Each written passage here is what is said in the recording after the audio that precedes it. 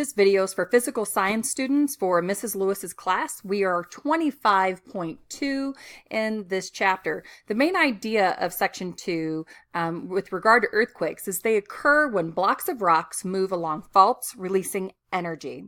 So an earthquake is the sudden movement or vibration of the ground that occurs when rocks slip and slide along faults. Remember in our last video, although all three types of plates, divergent, convergent, and transform, can cause earthquakes, the major earthquakes are all caused by, mostly, transform plates. These zones coincide with plate boundaries. So everywhere you see red, those are plate boundaries.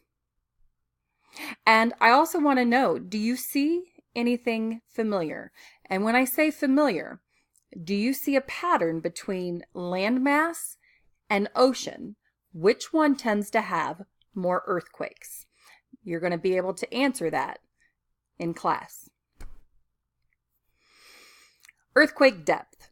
Earthquakes tend to occur at different depths along different types of plate boundaries.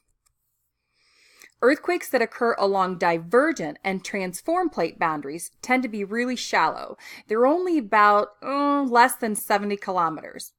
Earthquakes along convergent plate boundaries occur deeper than 70 kilometers. Deformation. Earthquakes are caused by forces applied to rocks along plate boundaries. A strain is deformation in response to a stress. Stress applied to rocks along a fault can cause them to change shape, therefore a deformity. So if we break that down, let's take a look at just deformation for a minute. Stress, like I said before, is the force per unit area that acts on a material. It can either, one, compress the stress, it can be a tension stress, it can be a shear stress, or a torsion stress. So just like there were three different types of plate boundaries, there are different types of stress.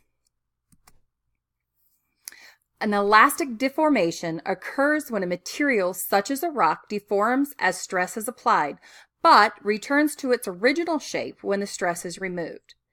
Plastic deformation occurs when a material deforms or changes shape as a stress is applied and remains in the new shape when the stress is released. So let's talk about energy releasing, because this is going to be a big part of this unit. When this strain of energy stored in rocks is released suddenly, it causes the rock to move. A fault is a crack Earth's crust along which movement has taken place. The sudden release of strain energy as rocks move along a fault is called elastic rebound. Seismic waves out in all directions from a point where strain energy is released. This point is the focus. The point on Earth's surface directly above the focus is the epicenter.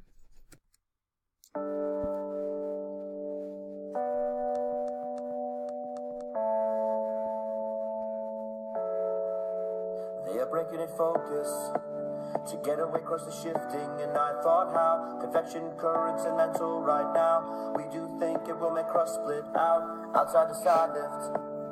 We do know that P waves there, the first ones now could secondary fall by your house, while surface waves do something else. If we go down, the focus is the center. They say this is where rock is changed, it's breaking, causing tremors. Go up from down, epicenter, no better. Can't get away from the shaking, it shows when we do measure. It shows when we do measure. It shows when we do measure. There's a line on the crevice. The beater sensor is pulling movement of ground. Laser is there shooting out from the place it's set. Bouncing lasers back to south, showing the movement, water in barrels. It's moving from there with the tilt of ground. Fill the zone flowing fast, we can measure it. Satellites, GPS, their position in. If we go down, the focus is the center. They say this is where rock is changed, it's breaking, causing tremors. Go up from down, epicenter, no better. Can't get away from the shaking, it shows when we do measure. It shows on radar, shows on radar, shows on radar. breaking in focus.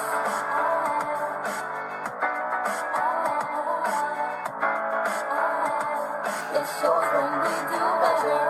It shows on regard, shows on regard, shows on regard, shows on regard. It shows when we do measure. If we go down, the focus is the center. They say this is where rock is changed. It's breaking, causing tremors.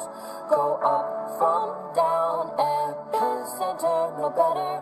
Can't get away from the shaking. It shows when we do measure. Yeah, breaking in If focus. we go down, Yeah, breaking in if we focus. go down, Yeah, breaking in if we focus. go down, Yeah, breaking in if we focus. go down, It shows when we do measure. Yeah, breaking in focus.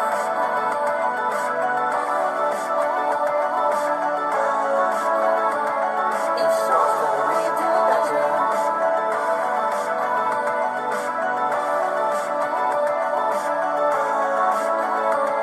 It shows when we do measure. If we go down, It shows when we do measure. if we go down, It shows when we do measure. if we go down, It shows when we do measure. It shows when we do measure.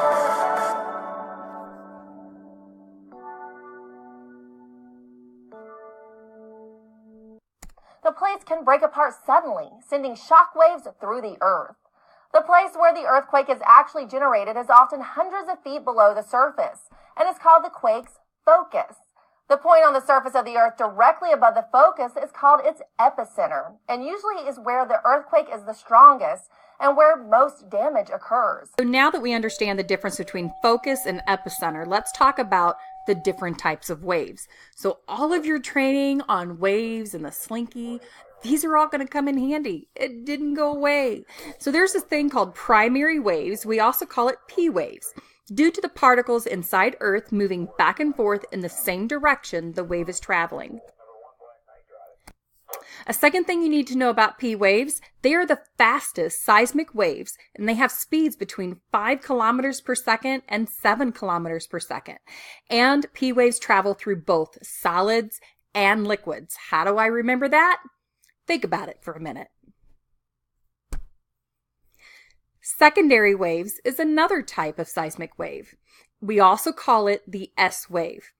It causes the particles inside Earth to move perpendicular to the direction that the wave is traveling.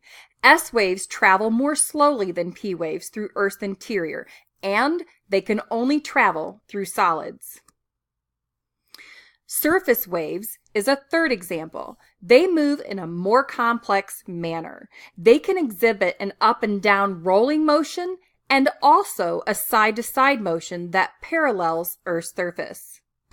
So let's take a look at an animation between secondary wave on top and a P wave on the bottom, a primary wave.